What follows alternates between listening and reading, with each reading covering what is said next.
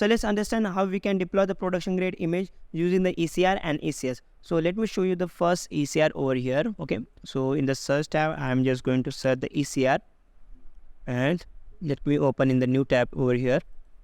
So let's first understand what is the ECR. So ECR stands for the Elastic Content Registry.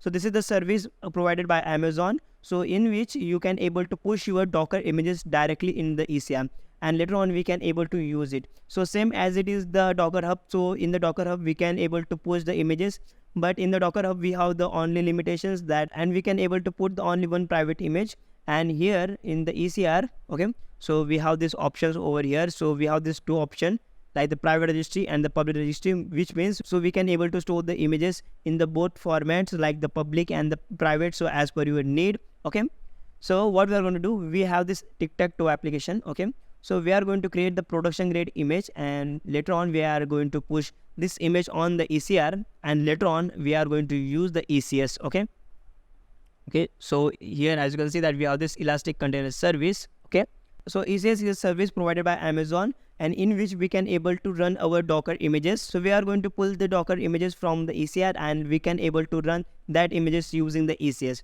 So before pulling the image, so one thing we have to do, so in the ECR, so if you want to push the images to the ECR, so we have to configure the AWS CLI and the IAM roles. So using the AWS CLI, we can able to push our images. So we have the instance over here. So as you know that we have launched this instance.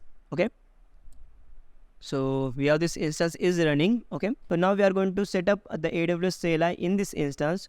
Okay, so using the AWS CLI we can able to push the images. So for that we need IAM roles as well. So later on in the further video you will be understand all the things. So what is the AWS CLI and IAM roles, and with the help of we can push the images. Okay, so later on we can able to run that images. And that's pretty much for this video, and see you guys in the next one.